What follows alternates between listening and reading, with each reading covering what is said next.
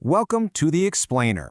Today, we're diving into something, well, something for the wounded warrior in all of us. You know that feeling? When you're just so tired of losing the same fight again and again? All right, let's just get right into it. Let's put a name to that feeling, the one right at the center of this whole struggle. It's just this deep, soul-crushing exhaustion, isn't it? And you know what? It's a cry that's echoed for centuries. It's for literally anyone who's just worn out, just completely exhausted from the fight, asking, man, how much longer can I do this? You know exactly what I'm talking about, right? That cycle. You promise yourself, okay, this is it, never again. And you mean it. You really do. You might feel strong for a day, maybe a week, and then it happens again. You fall. And that failure, it's not just about guilt, is it? It's worse. It makes you feel like a complete and total fraud. And that weight, that overwhelming feeling, it just sits on you.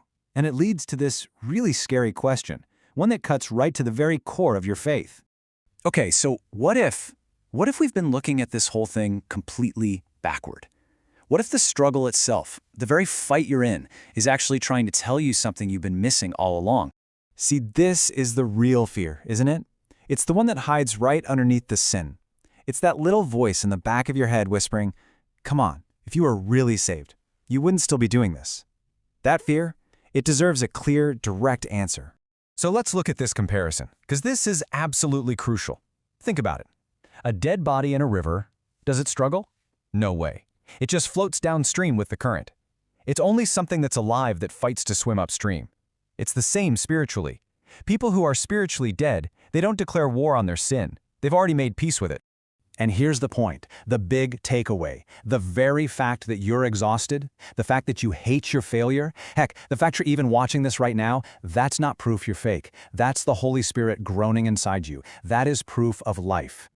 And hey, if you think for 1 second you're alone in this, just look at this. We're talking about the Apostle Paul here, the guy who wrote like half the New Testament. And he describes this exact same struggle, but notice the grammar. He uses the present tense.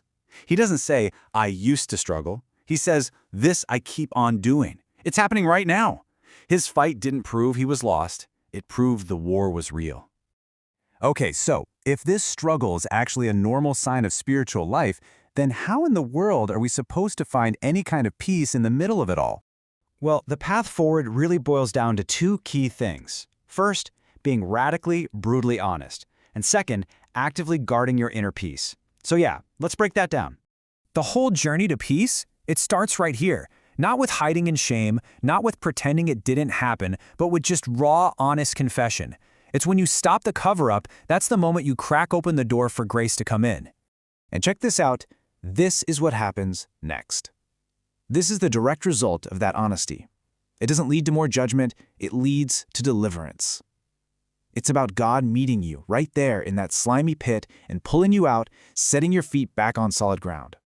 All right, so what about that second step, guarding your peace? You know, Jesus talks about peace not just as some nice, happy feeling we hope for. He talks about it like it's a spiritual defense system, something we have to actively maintain. Think about it. The enemy can't just walk up and steal your peace. So what does he do? He tempts you to give it away in exchange for a reaction. And this is so important. Most of our anger, our inner turmoil, it's not just from the pain itself. It's born the second our pride gets involved.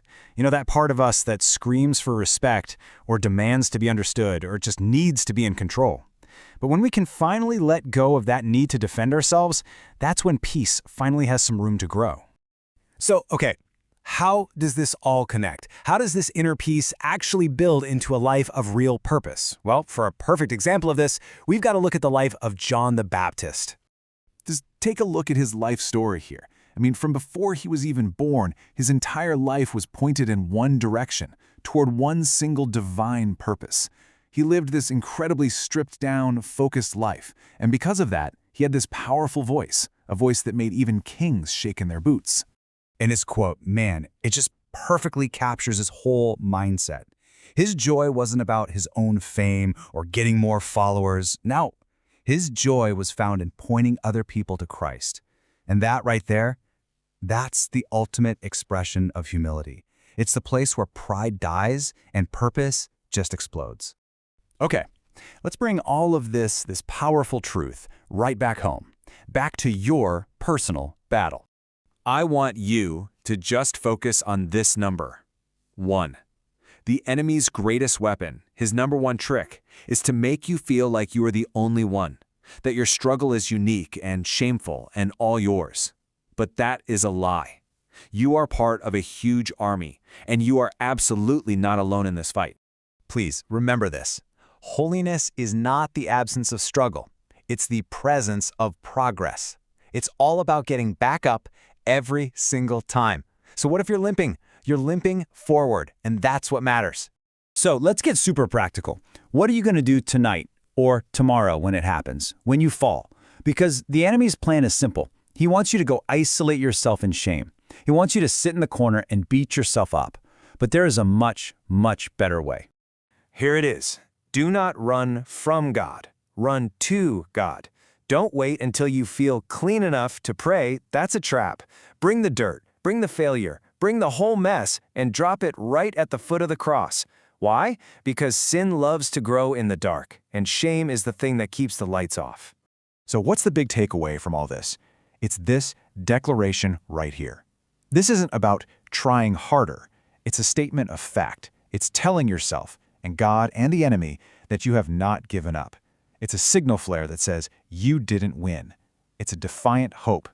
Because you know what? A dead warrior doesn't speak, but you can. You are still in the fight.